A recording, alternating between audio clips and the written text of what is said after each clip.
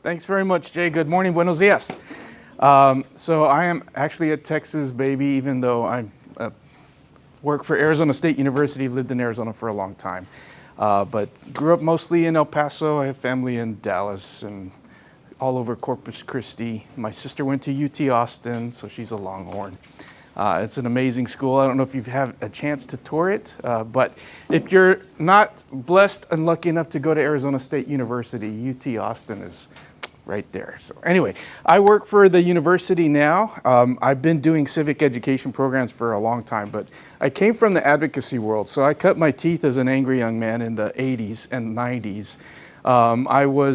There was no end of political causes that I was upset about and wanted to do something about. So I picked ASU because it's a giant university. Even back in 1990, it was humongous, one of the biggest public universities in the country. And I didn't know what I wanted to major in, but I figured whenever I decided, they would have a good program in that, which actually really turned out to be true.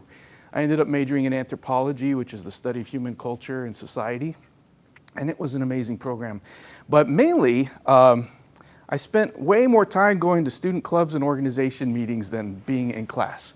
And the classes seemed to annoyingly get in the way of going to more clubs and meetings. I was in all the Hispanic student club things, all the Native American student club things, the environmental things, like every lefty, liberal, bleeding heart club there was, getting fired up about being an activist, being a champion for my community. The reason I'm telling you all this is that the lesson I took from that was that I noticed all these clubs like MECHA and HBSA and et cetera, they were really good at recruiting students and getting them fired up to get involved and take action in their communities, but they were not good at preparing them to do that well. And so they were getting a lot of students to come to one or two meetings and maybe go to a rally and then get frustrated and stop coming to meetings. So these clubs were spending a lot of time recruiting members, but not keeping them and not really helping them to be effective and learn how to actually do advocacy effectively. And so the story I'll tell you that kind of capsulizes that, it was in Arizona used to be one of the biggest states for dual language programs in K-12 schools. And then there was a ballot proposition to get rid of dual language and bilingual education programs. And so they had some speakers come to our campus that were there just to talk about, to promote English only education in K-12. And so me and all my other angry Latino brothers and sisters rallied and marched and we demonstrated in front of where they were going to have this event. And then we got in line and we were the first into the Gamage Auditorium, this huge auditorium. And I was right in the front row in the center of this, in the front row center in this big auditorium. I was ready, pissed off, indignant, outraged. And so the speakers all gave their opening remarks and the moderator said, does anyone from the audience have a question for the speakers? And so my hand shot up and they called on me and I stood up full of righteous indignation. And I don't even remember what I said. It was something dumb. And so one of the speakers, like just in 10 words, cut my argument to pieces and humiliated me. I was embarrassed because here I was standing in front of hundreds of people feeling stupid. And so I didn't have anything to say in response. So I just held up my hand and flipped them the bird in front of like 600 people. And the speaker said, he pointed at me, he said, you see, that's the best argument that other side has to offer. And I was crushed because I made his point for him by being unprepared, by being an angry hooligan that didn't have a smart or coherent, well thought out response. And so I helped his side by looking like an angry animal. And that really discouraged me. And it took me a while to want to get back into it because my takeaway from that was, well, I'm not leadership material. I'm not ready for this kind of stuff. But then I got into advocacy in other community organizations on and off campus. And because of that, I started to get noticed, which led to my first job at the Hispanic Chamber of Commerce in Arizona. A guy I had taken some classes with got to know me and he worked at the chamber. And so he recommended me for this job because I was good at public speaking and I was good in relating with the community and doing stuff like that. That was an amazing job, which led me to my political jobs in the Secretary of State's office and the governor's office. So long story short, I ended up as a lefty liberal Democrat, lifelong Democrat, working mostly for Republicans.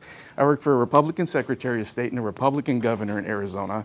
and then went to the community colleges and worked for a Republican administrator to create civic education programs. So along the way, I had to learn how to communicate effectively and understand people that had a different point of view from my own as a requirement to be effective in preparing young people for leadership. So that's kind of what I'm talking to you about today.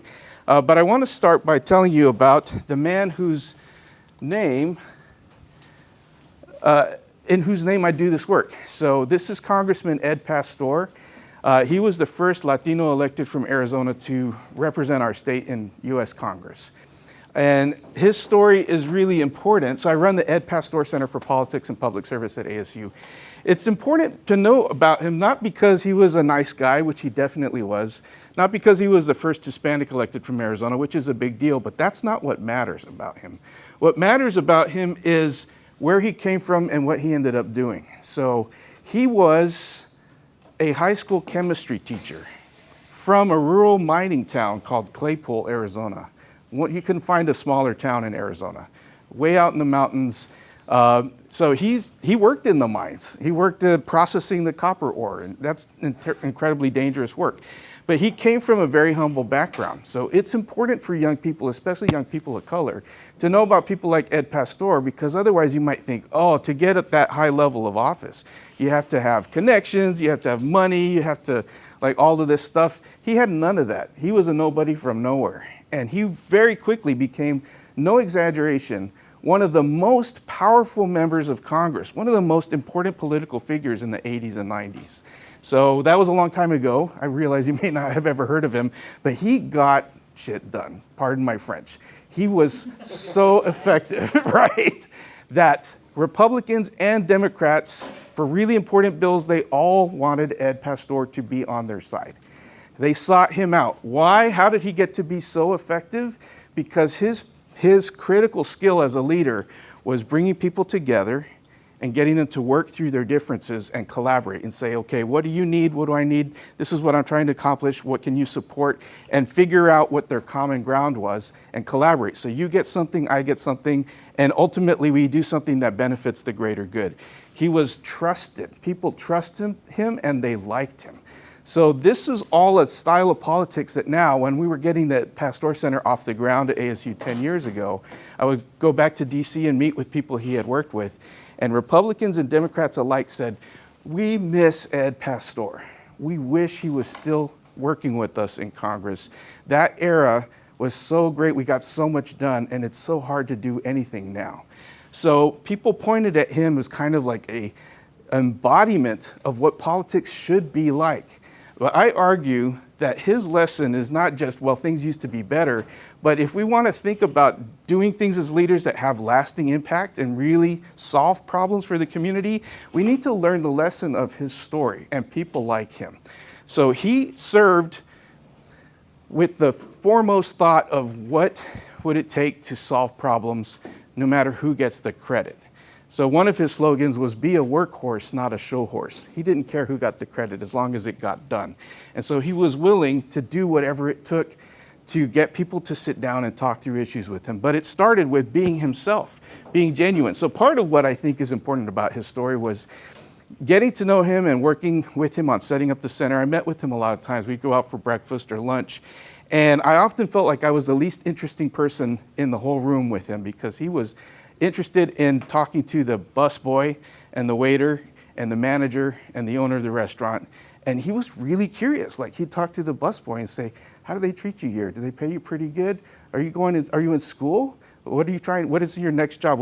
And he would really try and help people. The waiters, the business owner, he'd say, what's your challenge? What would it take for you to grow your business? What's holding you back? And then he would make calls and solve problems for people. He really cared about people, but he was the same person talking to the busboy as he was talking to the President of the United States or other members of Congress. He didn't have a different political personality that he put on.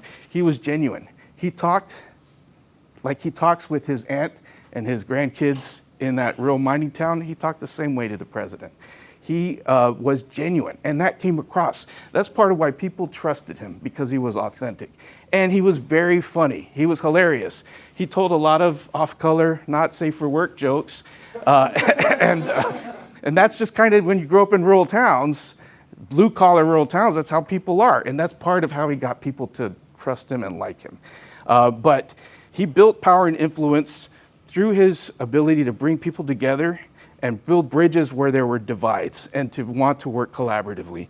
The other person that did that exceptionally well, do you guys know who this is?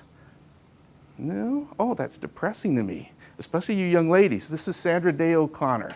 She was the first woman appointed to the U.S. Supreme Court by a Republican, Ronald Reagan, from Arizona, of course, but she was first a legislator. She was in our state legislature.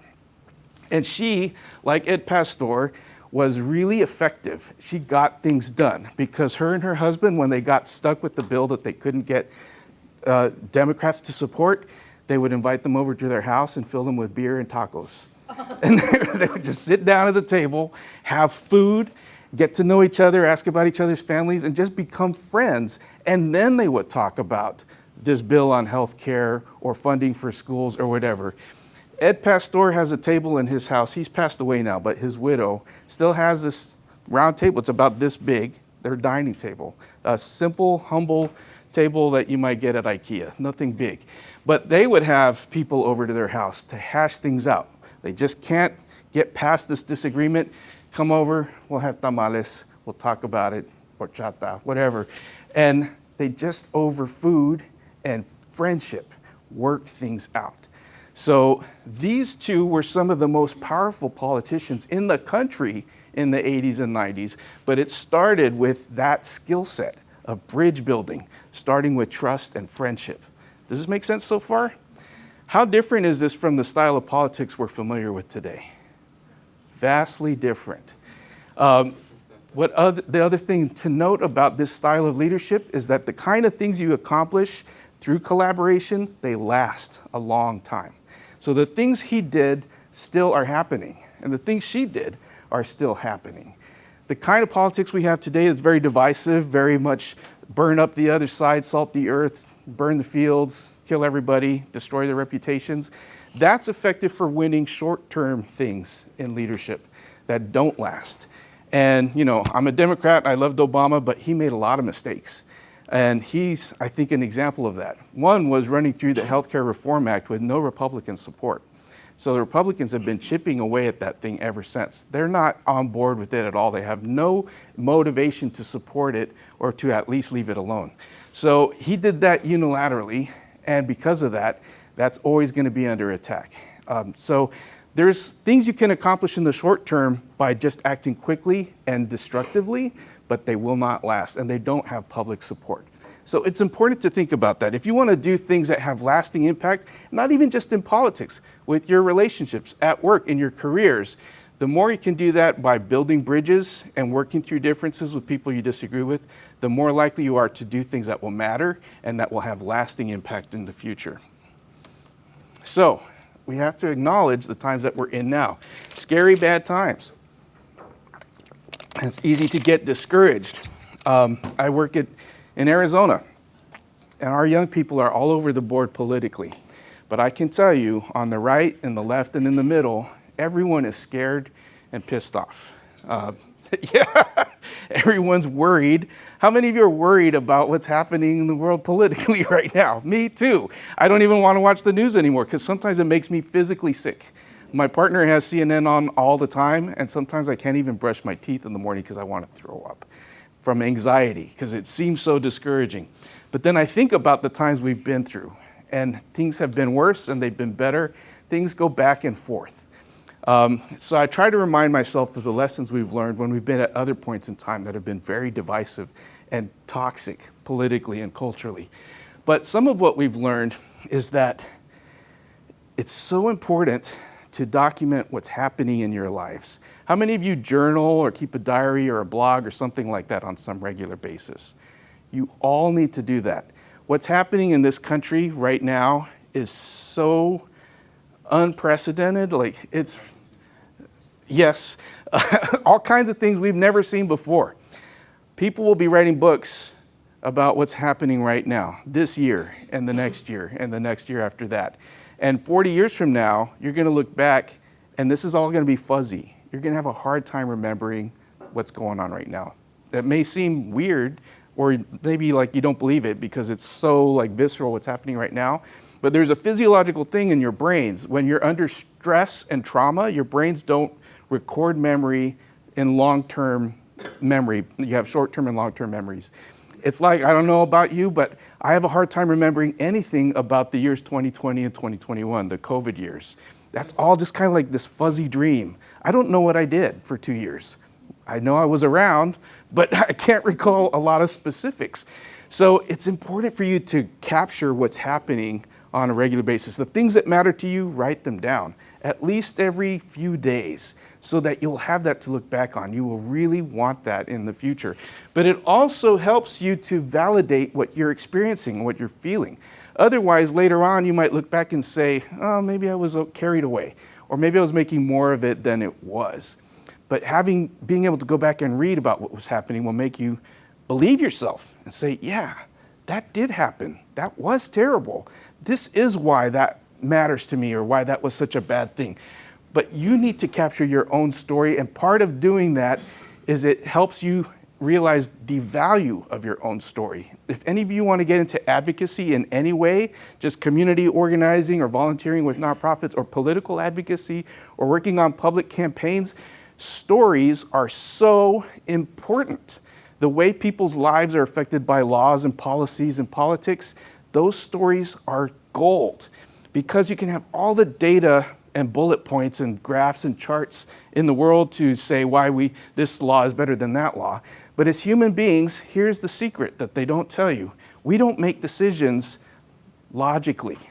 We don't make rational decisions based on facts. We make decisions based on our emotions, and then we choose to believe facts that support the things we've already decided we believe. Does that make sense?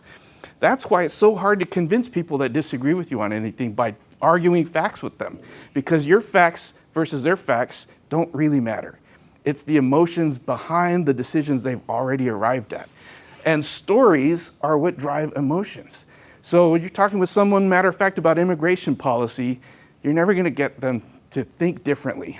But stories about how people's lives are affected, farmers, business owners, single moms, etc., those are the things that get people to stop and think, wait, I need to educate myself a little bit more about this.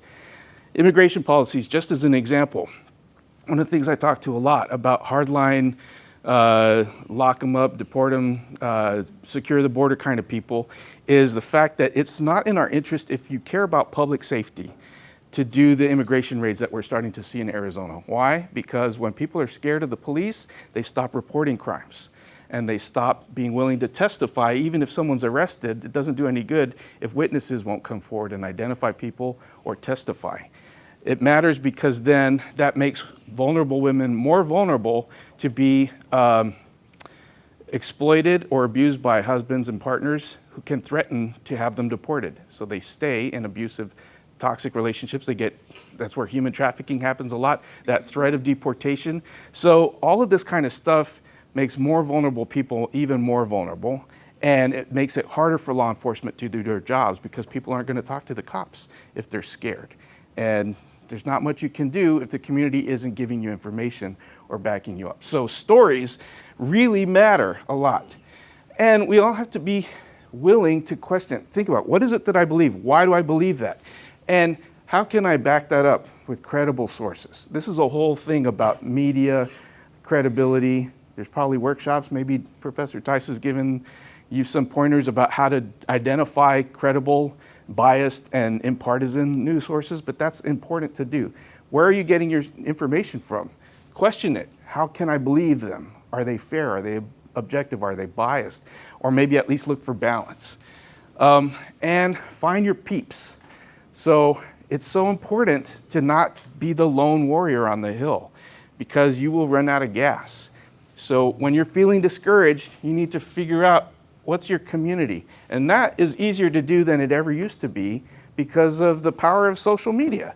Your community doesn't have to be the people immediately around you, online communities. And one of the first powerful examples I saw of that, back about 10 years ago, we had a guy named Sheriff Joe Arpaio who loved to do the surprise immigration raids and had the whole community terrified. So we had very vulnerable undocumented immigrant population in Arizona. And within that community, we had queer LGBT undocumented immigrants who were the most vulnerable of the most vulnerable. And they found each other, they created networks online to share information and just to support each other and to identify each other and then give each other encouragement. That turned into a powerful political movement. So online communities can be just as, if not more powerful than physical communities, the people you're related to, the people that live in your neighborhood, the people that have common interests, maybe learning disabilities, maybe you care about military families. Whatever your thing is, find your community, find ways to connect to that. And that's so easy now. There's all these groups online you can subscribe to and get feeds and contribute to and that sort of thing. But don't go it alone is the point on this bullet point. And start within what's close to you. So it's easy to get overwhelmed when you think about what's happening in the world and the country and just say, oh, well, it's a lost cause. But a friend of mine was reminding me, like, if you're gonna eat an elephant, we don't eat elephants because that's terrible and they're wonderful creatures. But theoretically, if you're gonna eat an elephant, would you eat the whole thing all at one time? No, you'd have to start one bite at a time. So start with what you can do. And if there's a whole community eating the elephant, it's going to get eaten a lot faster. So take on just as much as you can realistically take on. Don't put the burden on yourself to save the whole world. Save your part of the world first. And ask for help. Young men especially, we're terrible at admitting that we don't know the answer and that we need help and that we don't know what to do. Latinos, even worse. Young Black and Hispanic men are physically incapable of admitting vulnerability, weakness, or that we don't know the answer. We need to get over that and find someone to help us. Mentors doesn't have to be an official mentoring program, the J. Tice Youth Mentoring Project. It can just be someone you look up to that's doing the thing that you want to do and say, hey, can I meet you for coffee? Can I come hang out with you on Saturday, help you wash your car, whatever? I have some questions I want to bounce off your head. Mentors are powerful to help you gain perspective on your own life and to make decisions that you don't know how to make these decisions or which direction to go next. But ask. Most people are honored to be asked to mentor. Just say, and maybe don't even use that word because this can sound intimidating. Like, I don't know if I'm qualified to mentor you. Just say, hey, can I come hang out and bounce some things off of you? This doesn't have to be older people. Mentoring can happen the other way. I've gotten mentored from my own students. Schooled in many ways about being more green and environmentally friendly. And anyway, I could go on. But ask for help, find the people that can help you, and this can be your own peers. Just people that are in the same kind of boat as you are in and say, hey, I'm really struggling with statistics. Did you take statistics? Who, blah, blah, blah. But people that have common interests with you, find them, and share your experience. Don't keep it inside. And men especially, I'll say this again, we're terrible at that. We need to unlearn that holding in the stuff that we're not perfect about. Find who you're comfortable with to talk about what you're experiencing, and that shared experience validates you and makes it, okay, well, he's really struggling with that too. I'm only 5'6". I'm gonna hang out with some other guys that are 5'6". And we'll share our short guy experiences together. And things will be better. Networking, I don't have time to get into that, but this is where opportunities come to you. And this doesn't just mean going to business events and shaking hands and handing out business cards. It means being intentional about the people you meet and being curious about them. Networking can seem terrifying to people, the idea of going to an event and introducing yourself and schmoozing, all that kind of stuff. It doesn't have to be hard, as long as you think about what can I learn from people at whatever this occasion is. It can be a baby shower, it can be your cousin's wedding, it can be something you had to go for work, but ask people questions. What is a comptroller? What made you interested in doing that? What do you like about it? If a corporate social responsibility officer, have any of you heard of this job? It's like one of the best jobs. A corporate social responsibility officer is someone that works for a corporation and they give money to nonprofit charities. So they get to decide how much money the Red Cross gets and the American Heart Association and the Boys and Girls Club. So they're the one writing the checks on behalf of Xerox and AT&T and Southwestern Bell or whatever. That's a fun job. You're the one that everyone loves because you're the one with the dollars. So if I met a corporate social responsibility officer, I might ask, how do you get to be a corporate social responsibility officer? People love to be asked questions about themselves. So that's a great way to approach networking, is not feeling like I have to have a speech about myself to tell people, but I need to be curious about other people. And that's where all kinds of opportunities will come to you. So be curious. And the same applies for dating. Again, young men, ask questions. Don't do all the talking about yourself. People like to talk about themselves. So you'll be a more interesting date the more you're interested in them. So just make a note. A lot of things go the same in business as in romance. So networking and dating, be curious, ask questions. Especially you young people, as you start to get into leadership positions and advocacy work, you will doubt yourself. Especially young women. You're very likely to feel like you don't belong there or be treated like you don't belong there. And it's very easy to start to believe that. If people consistently treat you like you're the cutesy young person in the room or the token, blah, blah, blah, don't let them convince you of that. You have to believe in your own worth. But that's easier said than done. There's whole workshops on this. I do a whole thing on strategies to combat imposter syndrome. But a lot of it starts with the things I've said before. Document your experience, remind yourself of who you are and who you're doing it for, and that you do belong in the room. And keep going. Keep increasing your exposure to things that are new to you. Try new things. When things are difficult and scary, create, write, do art, be in a bad play, make some ugly sculpture. But the act of creation helps us process the negative things that are in us and get them out of our bodies. But the more you learn, the more you will keep your brain fresh and processing information and finding new solutions to do things. So these are just some ways to approach dealing with the divisive times that we're in. So now let's talk about courage. I asked you earlier when we were waiting for the plates to think about examples of courage. Like, who are some of the people that came to mind as courageous? Yes? Martin Luther King. Yes. Martin Luther King always comes up. Who are the other names that always come up, like the big names? MLK. What's that? Abraham Lincoln, for sure. Gandhi. Rosa Parks. Rosa Parks, right. So Gandhi, MLK, Mother Teresa, Rosa Parks, these were all the names that come up often when I ask this question, but let me tell you something. Gandhi and MLK and Mother Teresa, well, Gandhi didn't free India from the British. MLK didn't solve civil rights for black people.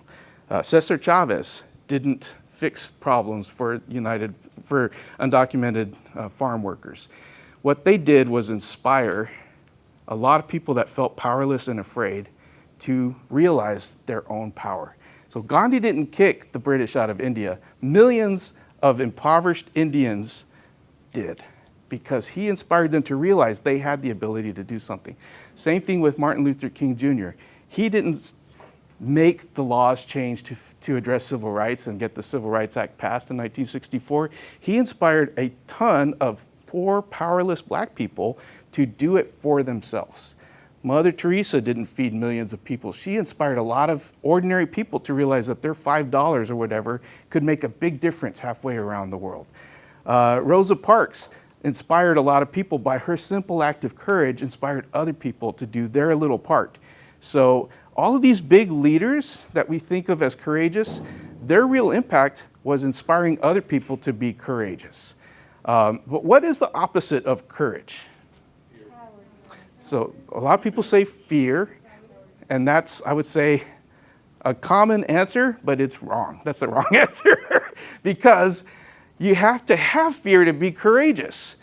If I was gonna climb up the stairs from the first to the second floor, is that a courageous act? Maybe if you're scared of stairs. If I was scared of stairs, right, maybe I had a traumatic experience on the stairs, or the stairs killed my father. No. If I'm not scared of climbing the stairs, then it's not an act of courage to go up the stairs. Courage requires doing something in spite of fear.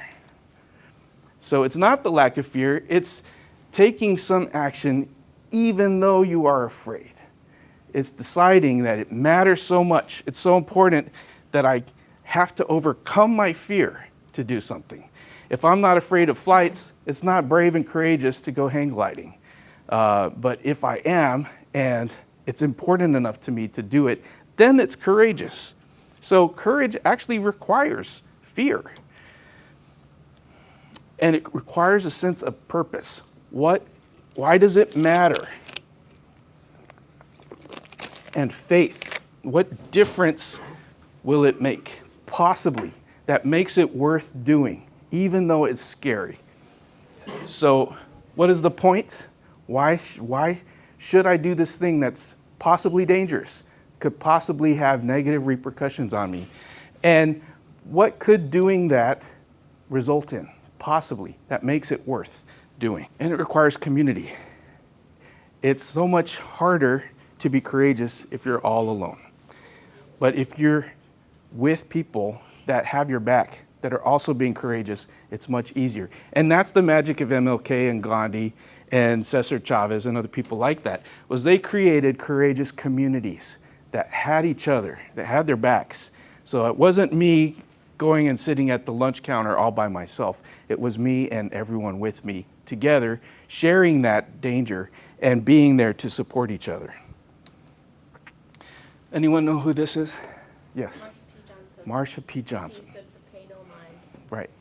So Marsha Johnson was one of the first people to stand up for oppressed gay people in New York City. This was in the 60s and 70s when the cops were actively victimizing gay people. They would wait for them they would raid the bars, but they would also wait for them and assault them and rob them and then arrest them and haul them into jail on all kinds of charges. And this was happening again and again and again. And they couldn't call the police because the police were the ones targeting them. So they had no one behind them. It was drag queens, black drag queens, people of color, that finally said, that's it, that's enough is enough. I'm tired of seeing my people get hurt. We're not gonna stand for this anymore. So in great peril, they stood up for themselves and pushed back and started a movement that became a global movement. The LGBT civil rights movement started in Stonewall, the Stonewall Inn, which is a bar that you can go to now in Manhattan. And it was led by courageous people like this. Was she afraid? You better believe she was afraid. But she didn't have an option. So it wasn't the gay men that could pass as straight that fought for civil rights. It was people that had people like this, for one, if you're black or Hispanic looking, you can't walk into a room and not be perceived as black and Hispanic. I know what I look like when I walk into a room and what assumptions people make of me. I don't have the option to not look like a little Mexican guy. She didn't have the option to walk into a room and not be perceived as a queer person of color.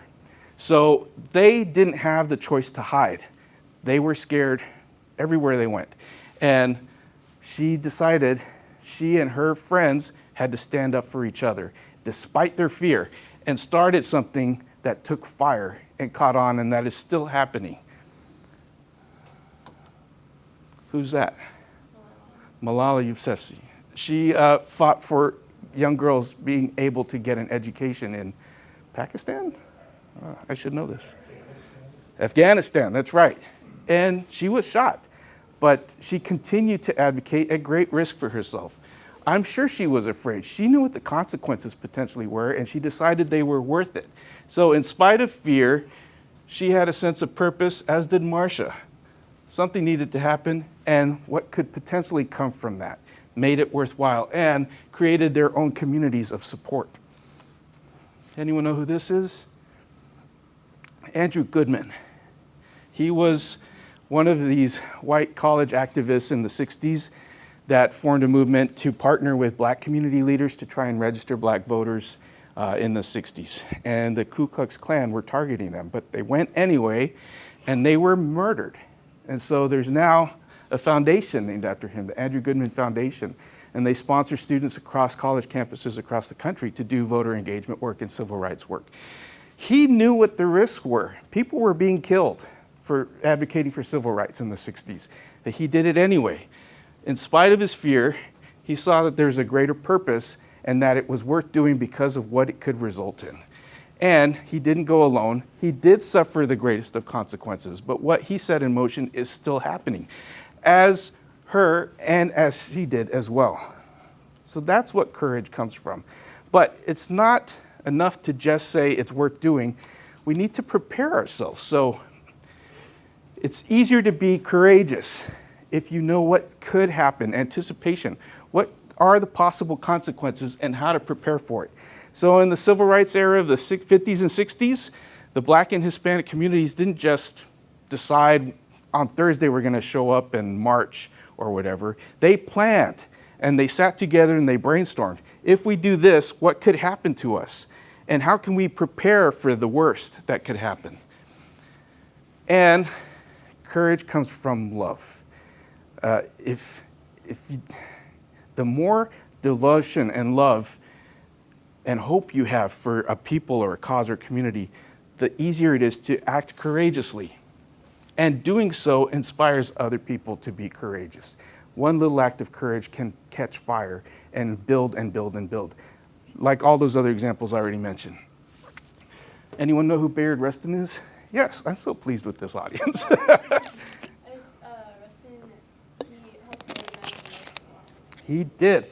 He was a out gay black man in the 50s and 60s when that was unheard of. Just being black in the South was dangerous. Some would say still is dangerous. But he was the kind of gay that you know that they're gay when they walk in the room. I sometimes feel like when I come out to people, it surprises them. Not always, but I have the ability, if I'm afraid, to blend in. Some gay people don't. I'm sure you know some of them, where they're just obviously gay as soon as they walk into the room. He was that kind of gay. Those kind of people are in danger all the time. And I sometimes wonder if my affect the way I am came from growing up in a time when that was very dangerous. In the 70s, I grew up in Hepzibah, Georgia, which was a rural part of the South in the 70s. There was so little, it's hard to explain what the world was like back then. It was dangerous. And so I wonder if the way I am in the world, the way I talk, the way I move, maybe comes from that fear. But Bayard Rustin was very out, very gay. At his peril, every day he was in danger just being himself. But he was one of the critical advisors to Martin Luther King that helped guide and inform and consult with them on building the civil rights movement. How much time I got? Ooh, 10 minutes. Okay. He was mostly in the background, so he was not one of the well-known names among the civil rights leaders. Because of the fact he was gay, they had to kind of keep him behind the curtain. But they couldn't have done what they did without his genius. So I believe you've heard about the lunch counter sit-ins. This is when restaurants were segregated. And so they organized people to go sit in and protest by just sitting at the lunch counters where they were not allowed to be. And so this is kind of a before and an after. Can you tell what's happening in this picture here? Yeah, they're being harassed, pouring food, hot coffee on them. It's horrible. It's horrifying, traumatizing. But you know what? They were ready for it because they practiced.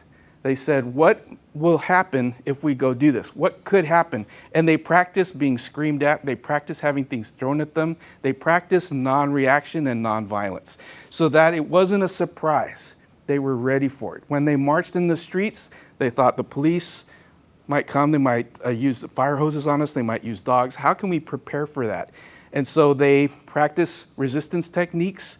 They also had people ready with first aid equipment so that if people were hurt, volunteers were there ready to assist them and help them.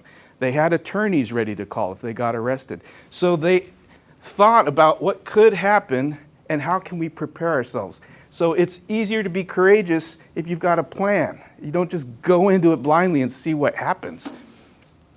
And they had each other. So that community, that love really helps. You're not in it by yourself, you're in it with your peeps. We know what the purpose is, what good could come of this, why it's worth doing. And by doing so, they inspired a nation to support them. They inspired things that are still happening today. But make no bones about it, this had to be totally terrifying. Have you seen the pictures of the dogs, the police dogs in people's faces? I can't even imagine. But they weren't in it alone, and they weren't going into it blindly. They were ready, they practiced, they were prepared. Cesar Chavez as well, he took a lot of lessons from this, what was happening.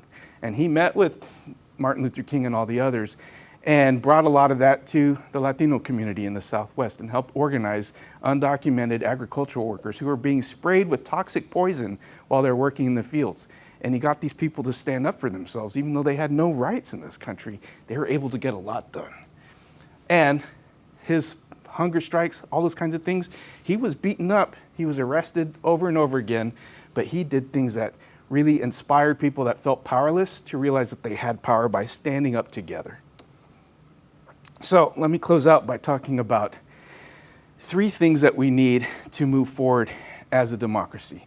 And it starts with thinking about our civic faith, our civic hope, and our civic love.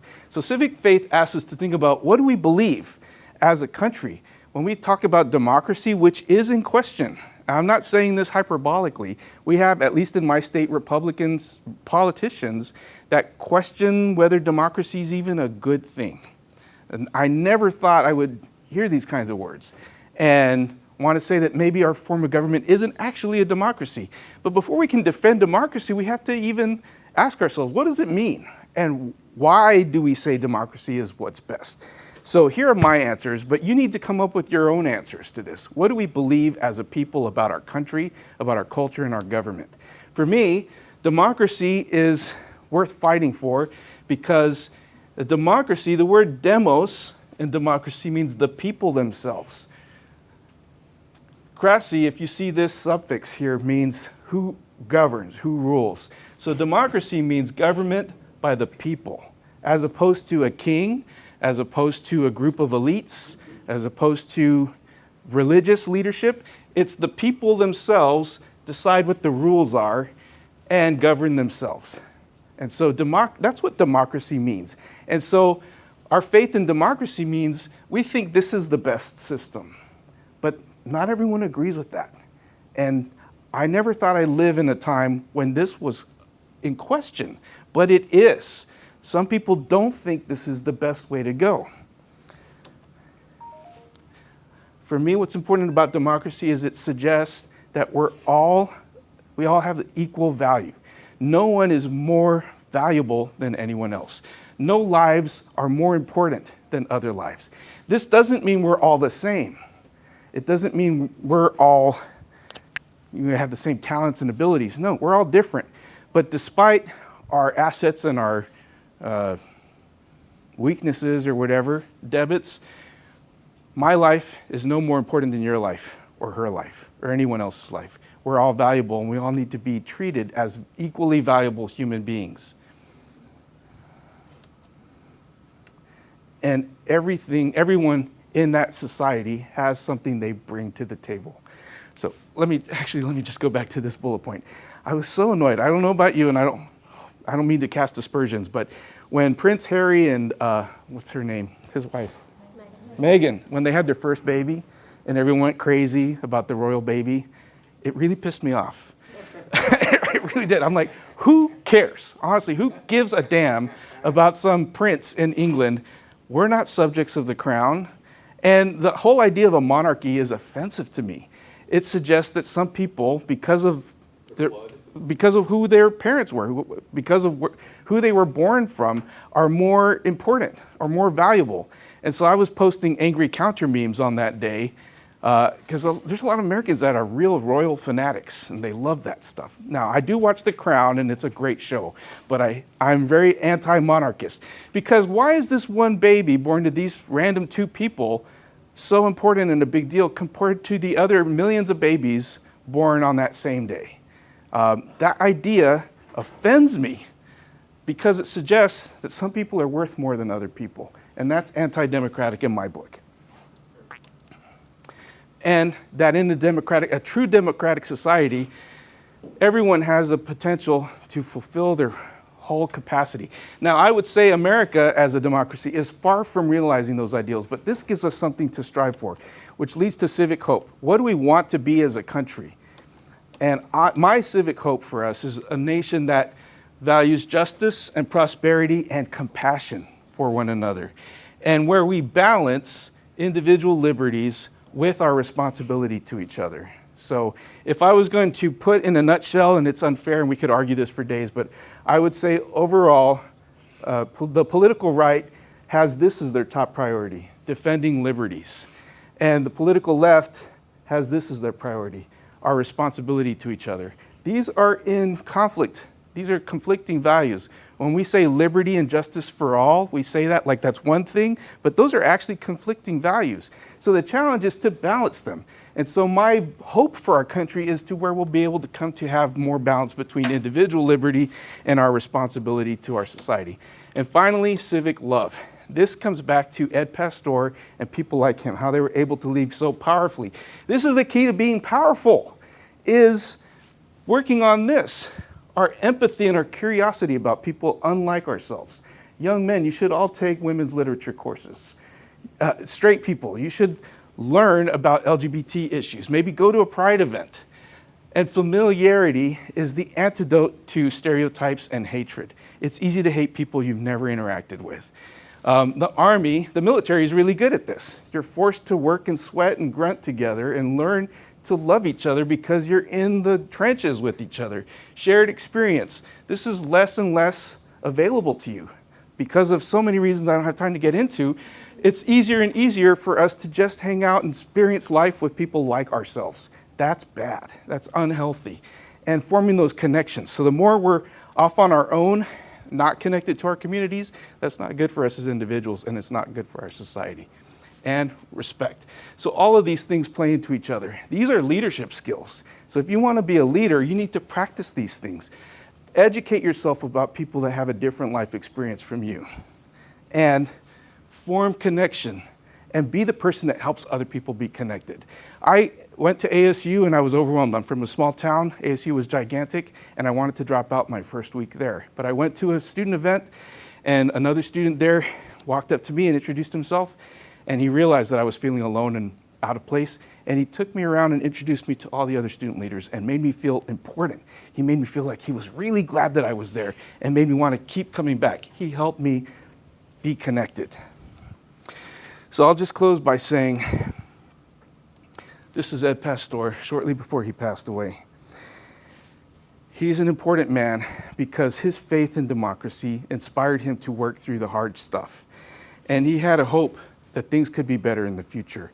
But everything he did was motivated by his love for his community and for his nation. And so that helped him to overcome all kinds of obstacles and be the kind of person that everyone wanted to work with. And I hope his story will inspire you to do the same. So thank you very much.